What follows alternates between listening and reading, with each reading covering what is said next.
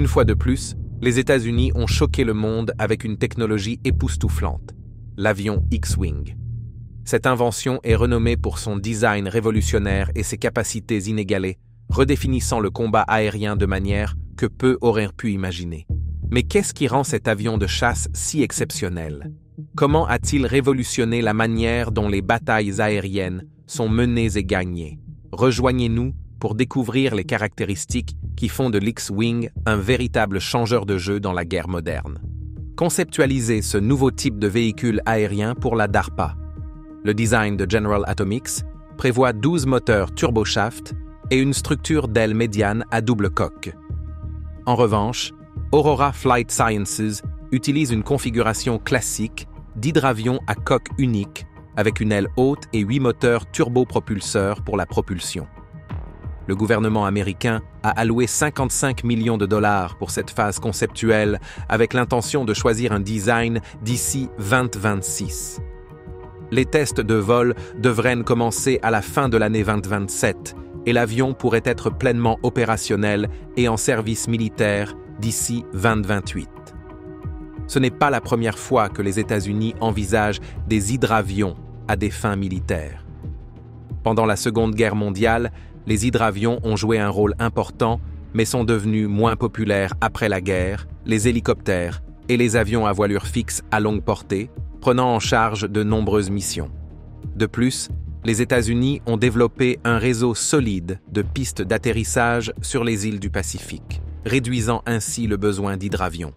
Cependant, les développements récents de la technologie des missiles par des pays comme la Chine et la Corée du Nord ont poussé les États-Unis à revoir leur stratégie.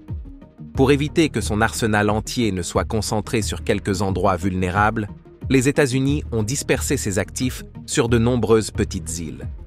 Ces avant-postes insulaires, équipés de lance-missiles, forment ce que l'on appelle un mur de missiles, destiné à dissuader d'éventuelles menaces provenant de la Chine. Cependant, garantir que ces bases éloignées soient approvisionnées en munitions et autres fournitures est difficile, car la plupart n'ont pas de pistes d'atterrissage et les petits hélicoptères n'ont pas la capacité de transporter de grandes quantités de fret sur de longues distances. C'est là que le Liberty Lifter pourrait intervenir. Contrairement aux avions de transport ou hélicoptères traditionnels, un hydravion comme le Liberty Lifter peut atterrir sur l'eau, ce qui le rend parfait pour réapprovisionner des îles dépourvues de pistes. Il offre une solution unique à un problème de longue date. Comment maintenir des approvisionnements constants pour des bases militaires isolées tout en les protégeant des attaques ennemies? Le Liberty Lifter peut résoudre un problème majeur dans les opérations amphibies, en particulier dans la phase du débarquement, où les troupes et les approvisionnements sont exposés au feu ennemi.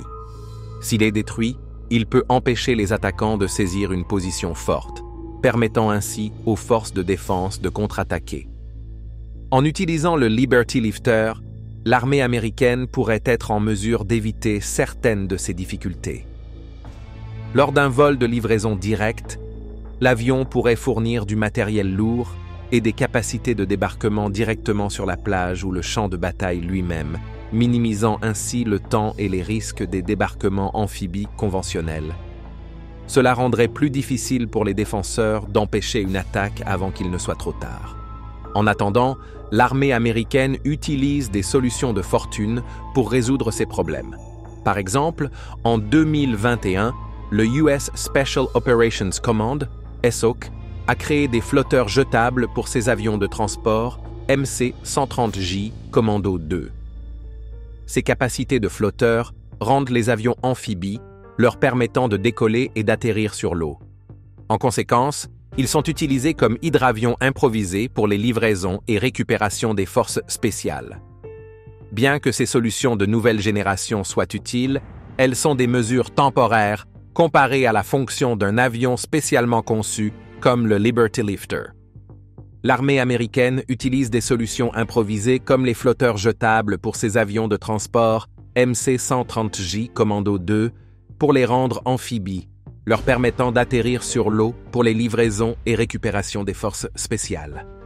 Cependant, ces mesures temporaires sont peu comparables à des avions spécialement conçus comme le Liberty Lifter. Les avancées dans la technologie des armes ont rendu les débarquements amphibies traditionnels plus coûteux et difficiles. L'idée des opérations amphibies OTH, Over the Horizon, n'est pas nouvelle. En juin 1991, Jérôme Bierly et Thomas Seal, deux auteurs alors membres de l'US Marine Corps Association, ont publié un article sur la manière dont les opérations OTH peuvent modifier la doctrine militaire pour mener des assauts amphibies. Contrairement aux débarquements amphibies conventionnels où les troupes doivent déjà sécuriser une tête de pont avant leur avancée, les opérations OTH exigent que les troupes arrivent rapidement sur la plage, les organisent et les déplacent profondément dans le territoire ennemi. Cela signifie qu'il n'est plus nécessaire d'établir une tête de pont défendable, ni de stocker de grandes quantités de matériel sur la plage, deux cibles majeures si l'ennemi réussit. Cela perturbe toutes ces opérations et accélère l'ensemble du processus. Le Liberty Lifter, avec sa capacité à livrer du matériel lourd et des forces rapidement tout en restant hors radar, pourrait jouer un rôle crucial dans le soutien de ces types d'opérations amphibies OTH. Le US Marine Corps utilise déjà un certain nombre de moyens pour les débarquements amphibies, tels que les aéroglisseurs, les véhicules d'assaut amphibies et les hélicoptères. Cependant, chacun de ces moyens a ses limites. Le Liberty Lifter pourrait toutefois être précieux en complément de ces outils actuels pour fournir un moyen alternatif d'importer des troupes et du matériel sur le terrain ennemi sans risque inutile pour ces unités. Par exemple, dans une étude de 2020 réalisée au nom de l'US Marine Corps University, Stephen Yaden a examiné les avantages et les inconvénients de divers véhicules d'assaut amphibies. Les aéroglisseurs, bien que rapides et capables de transporter de grandes quantités de matériel, sont très délicats et manquent de puissance de feu et de blindage pour mener efficacement des assauts, même contre des têtes de pont bien fortifiées. En revanche, les véhicules d'assaut amphibies sont armés et blindés et sont donc mieux adaptés aux débarquements opposés, mais n'ont pas la portée ni la vitesse nécessaires pour les opérations OTH. En raison de leur vulnérabilité aux armes anti-chars et de leur manque de puissance de feu pour compenser l'élément anti-char, leur utilisation est risquée.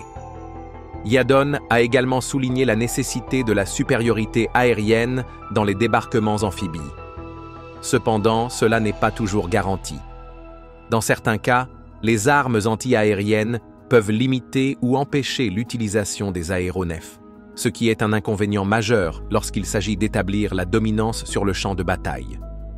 En raison de ces contraintes, le Liberty Lifter pourrait être une solution de grande valeur en ajoutant une autre dimension aux opérations amphibies du Marine Corps. Grâce à sa capacité à transporter du matériel lourd, à voyager sur de longues distances et à éviter la détection par le radar ennemi, le Liberty Lifter pourrait aider à rendre les assauts amphibies plus sûrs et plus efficaces. Il pourrait offrir un moyen plus rapide et plus sûr de déplacer et de déployer des troupes et du matériel en complément des capacités des aéroglisseurs, des véhicules d'assaut et des hélicoptères, tout en atténuant au moins certaines de leurs limitations. De cette manière, le Liberty Lifter pourrait jouer un rôle crucial dans la modernisation des forces amphibies et ainsi réduire les risques et les coûts de ces opérations. Une filiale de recherche de Boeing, Aurora Flight Sciences, spécialisée dans la recherche aérospatiale et aéronautique, a révélé qu'elle développe un avion X de nouvelle génération avec une technologie de fan-in-wing. Ce nouveau design vise à permettre une mobilité à grande vitesse dans des environnements contestés tout en fonctionnant indépendamment des pistes, ce qui le rend idéal pour des opérations dans des zones sans zone d'atterrissage préparée. L'avion X fait partie du programme SPRINT, Speed and Runway Independent Technologies, de la Defense Advanced Research Projects Agency, DARPA, du gouvernement des États-Unis, qui se concentre sur le développement de technologies permettant aux avions d'atteindre à la fois des vitesses élevées et de fonctionner sans dépendre des pistes traditionnelles. Au début de l'année, DARPA a attribué un contrat à Aurora et Bell pour le programme SPRINT, un pas important vers la réalisation d'avions militaires plus flexibles et efficaces. L'objectif du programme SPRINT est de développer, construire et faire voler un avion X, qui mettra en valeur les technologies fondamentales et les systèmes intégrés nécessaires pour concevoir un véhicule aérien offrant simultanément des capacités de grande vitesse et d'indépendance des pistes. Aurora, en partenariat avec Boeing, développe et teste ces technologies dans le but de soutenir les besoins en mobilité de l'armée américaine, en particulier dans des environnements difficiles ou hostiles. Aurora a également publié des rendus de la technologie de Fan-in-Wing, qui est une technologie clé du nouveau X-Plane. La technologie Fan-in-Wing intègre un ventilateur tridimensionnel de levage dans une configuration combinée aile-fuselage, permettant des fonctions de levage vertical sans compromettre la capacité de charge de l'avion ou la performance aérodynamique que l'on trouve dans les avions à aile fixe classiques. Cette suite de caractéristiques devrait rendre le X-Plane très polyvalent et puissant pour une large gamme d'applications militaires. Actuellement, le design du programme Sprint d'Aurora est celui d'un démonstrateur aérien sans équipage, avec une envergure de 45 pieds et une capacité de charge utile d'1 millier de livres. Ce n'est que le début, car Aurora prévoit d'étendre cette technologie à des avions de transport de taille moyenne et grande pour l'avenir. Il prévoit également un modèle avec une aile habitée de 130 pieds de large, comportant 4 ventilateurs et une soute de 40 pieds pour la charge utile. Cette plateforme aérienne plus grande a le potentiel de rivaliser, voire de surpasser en termes de charge utile, de portée et de vitesse, les avions de transport militaire à aile fixe actuels, tout en conservant les avantages du décollage et de l'atterrissage verticaux, VTOL. Cette année, Aurora a franchi une étape importante en démontrant la faisabilité de la technologie Fan-in-Wing. Ils ont terminé le premier d'une série de tests significatifs dans le cadre du programme Sprint. L'un des tests majeurs a été un essai d'effet de sol, utilisant un modèle de 4,6 pieds d'envergure avec 3 ventilateurs de levage.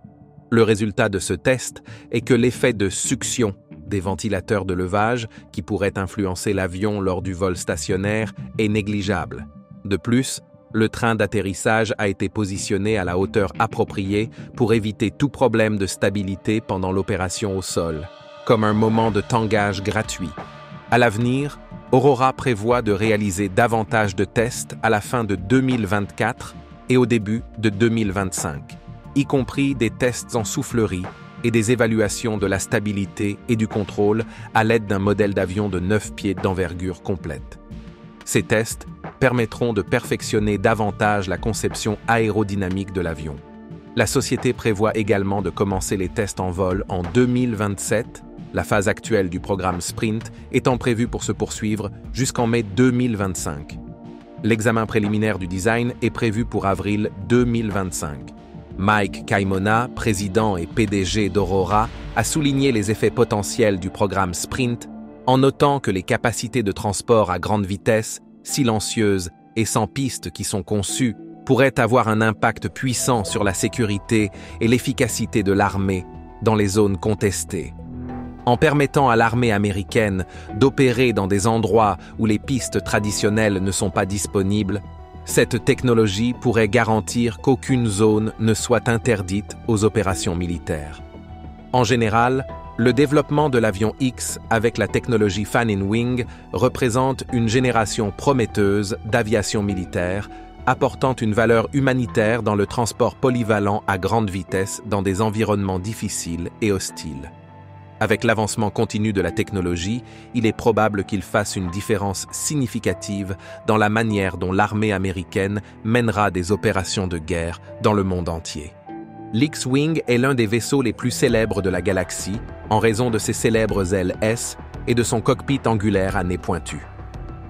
C'est une présence si omniprésente qu'elle a modifié notre façon de penser le temps lui-même, ou du moins, c'est ainsi qu'il semblait après avoir été adopté comme un symbole d'espoir lorsque l'Alliance rebelle a attaqué l'étoile de la mort de l'Empire. La bravoure et le sacrifice des pilotes rebelles, notamment Luke Skywalker pilotant son X-Wing à rayures rouges et le nom Red 5, ont été un événement décisif qui a fait basculer le calendrier à 0 BBY.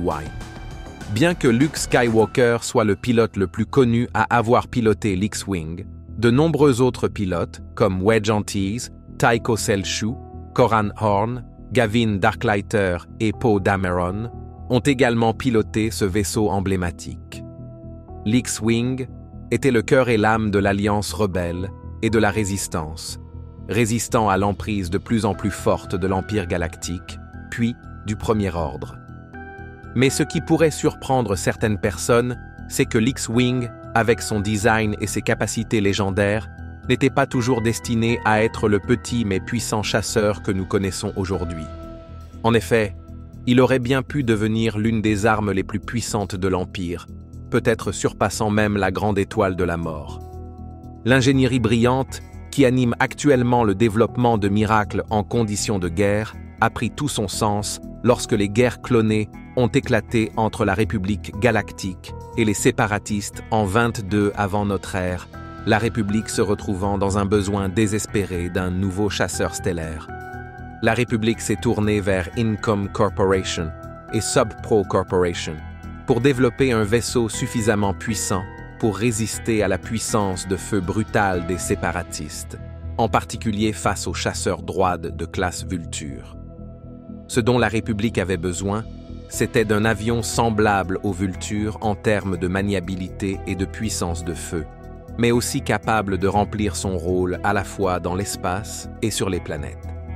Le résultat fut le Z-15 Headhunter, un chasseur spatial qui ressemblait à un stade précoce du design de l'X-Wing, mais sans les ailes divisées familières. Le Z-15-25 avait 2 ailes fixes qui pouvaient couper à travers l'espace et l'atmosphère, ainsi que 2 moteurs à fission d'Ancom. Il ne venait pas avec un hyperdrive de base, et de nombreux modèles ne pouvaient pas effectuer de saut en hyperspace, bien qu'ils puissent être modifiés avec des pièces provenant de fournisseurs tiers. Le Headhunter était toujours une plateforme armée puissante, équipée de canons à blaster, de canons à ions, de lance-missiles à concussion et de boucliers de déviation, offrant un atout crédible pour les combats spatiaux. Le Z-95 était particulièrement adapté au Reaper Squadron, et après la montée de l'Empire, il fut utilisé par l'Alliance rebelle et même par des factions de pirates. Le Z-95 était un chasseur puissant qui a influencé les conceptions suivantes, y compris le chasseur stellaire ARC-170. Il était équipé d'un hyperpropulseur, d'un socket pour droïdes astromécano et d'une forme en X, permettant le refroidissement des moteurs. L'ARC-570 était une force redoutable pendant la guerre des clones, jouant un rôle majeur dans des batailles importantes comme la bataille de Suluste et la bataille de Malastar. Cependant, sa grande taille et ses armes massives le rendaient difficile à utiliser pour des opérations furtives. Malgré ses limites, l'ARC-170 a joué un rôle crucial durant la guerre des clones, mais a été progressivement retiré du service à mesure que l'Empire gagnait en puissance. Les enseignements tirés du Z-15 et de l'ARC-170 ont contribué à la création du T-65 X-Wing, symbole de l'Alliance rebelle. Merci d'avoir regardé. Pendant que vous êtes encore là, cliquez sur le lien qui apparaît à l'écran pour découvrir une autre de nos vidéos. À bientôt.